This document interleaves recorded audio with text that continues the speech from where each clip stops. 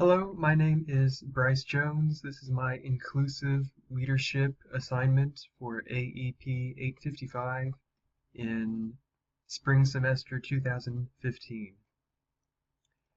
My first source was a document called Mastering Inclusive Leadership, which is the goal of this entire assignment, by the University of Rochester, presented during something called the Annual Diversity Conference. So what all that means is that at the University of Rochester, there's the David T. Kearns Center, which has a mission statement that is to expand the educational pipeline for low-income, first-generation college, and underrepresented minority students, which are all groups that benefit from inclusion, and that this conference that this source was presented at had goals of defining and researching diversity and inclusion, creating an inclusive community, and building bridges beyond the school campus.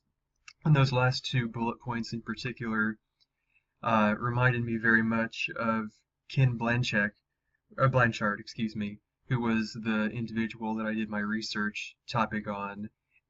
He stresses that in a school environment, which is my area of focus, that you cannot just focus on the school itself, but building bridges to community and parents and the outside world is very important. So for those reasons, this struck me to be a good source for material.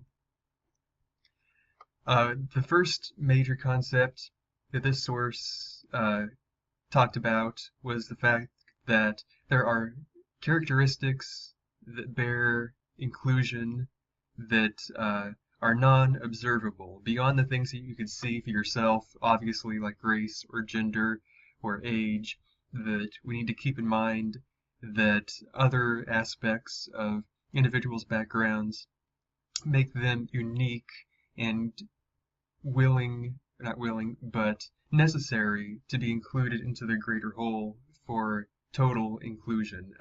Non-observable characteristics can include things like where you come from, what your background is, what sort of family you've come from, what station did you grow up in, what was your class. These things all have a definite impact on individuals' characteristics and lead to them having different viewpoints, which we want to include in order to build diversity and end up increasing the wealth of our little community that we have going.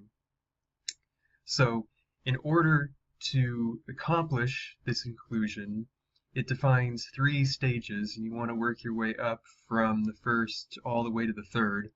And the first stage of inclusion is the idea that we are all the same, which is a step above not acknowledging the issue at all, but the source claims that just saying we're all the same is just avoiding the issue, that it's putting a band-aid over it and pretending that there are not differences among us. So the second bullet point, the acknowledgement that we are all different and have different things to, third and finally, contribute to our organization, our classroom, is the final level. Not only acknowledging that there are differences, but it's important that there are differences in the group and that these differences can lead to an enrichment of the group. So incorporating all these diverse needs leads to, they claim, the best possible outcome. That if you have a high diversity and a high inclusion to back it up, that your organization will increase in both innovation and productivity, which is, of course, true in the classroom. The best moments for me teaching are the non-scripted moments when students bring up their ideas and their viewpoints, which are always different and usually unanticipated by me, and lead to a good discussive and educating environment by incorporating these things. They conclude that in order to achieve all this, to be a good inclusive leader, you have to engage in active listening, have a collaborative mindset, challenge others, and agree to disagree, which again ties into especially Ken Blanchard, but also Coos and Posner, that you need to not hold those you're leading by the hand, but entrust them to do what they do to the best of their ability and be a leader and not a shepherd, which fits into this challenge others bullet that they talk about, that you need to expand what your followers can do in a healthy way by challenging them to push their limits and go beyond what they are currently doing in order to grow the entire group. The second source is a document I found called Inclusive Leadership, a View from 6 Countries, which was a study put together by the group Catalyst, whose mission statement is to expand business opportunities for women and include them in the workplace. Specifically, what led me to think this was a good source is that it combines the inclusion not only of gender, but of race and nationality. So what this study did was poll different working communities in the countries of Australia, China, India, Germany, Mexico, and the United States to see how inclusiveness relates to leadership styles.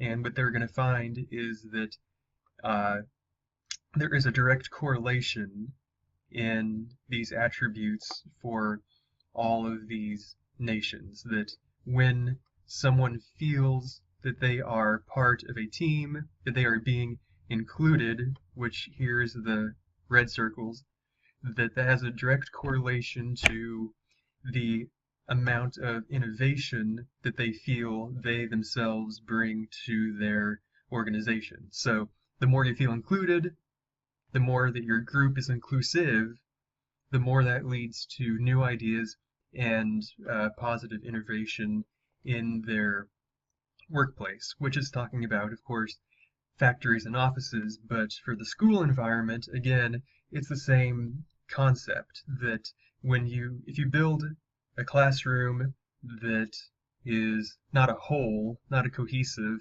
but broken down into a dry lecture type room, that there is no discussion, there are no ideas beyond what the teacher scripts to talk about, which is not the kind of environment you want. You want to feel free to contribute, and that leads to more learning opportunities. They also found that, in their opinion, the 2 main categories of inclusion are belongingness and uniqueness. And when you contribute to both of these, this leads to inclusion. Belongingness is feeling that you have a place, as opposed to feeling that you're not welcome.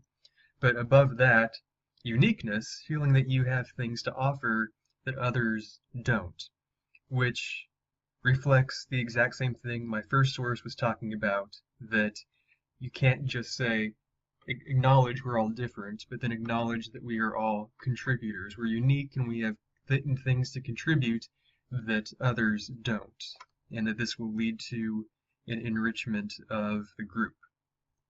So they conclude that as a leader, to achieve this, you need 4 key attributes. Empowerment, which is the ability to spur others in your group to do everything they can do.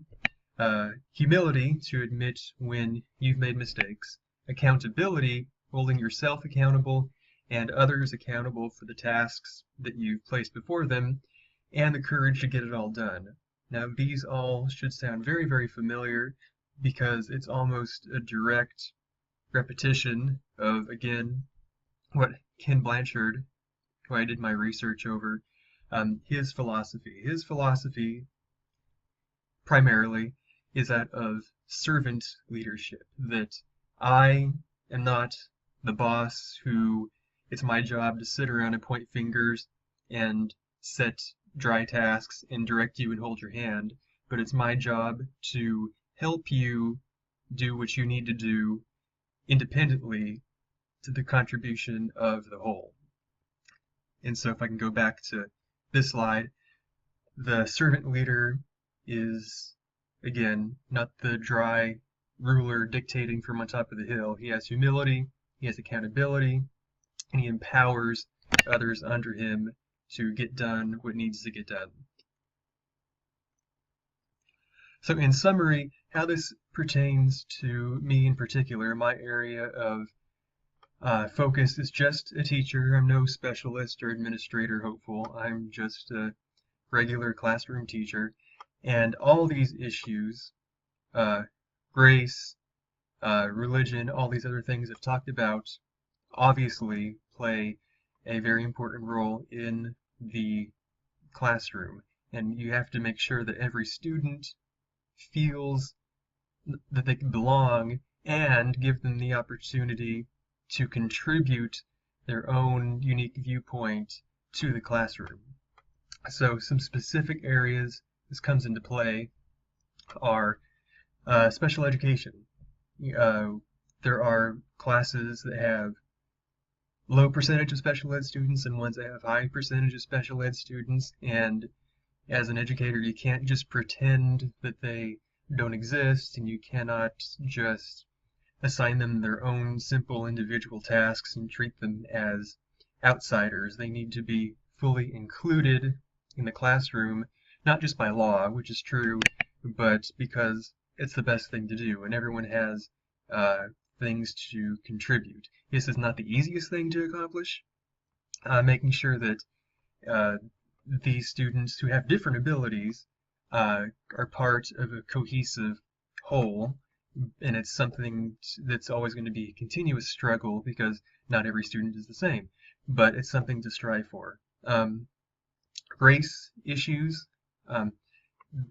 Studies show that different racial backgrounds and different nationalities learn differently. So you have to incorporate the fact that, like for example, Hispanic communities tend to be very much more social, and Hispanic students do group work, preferably to do individual work.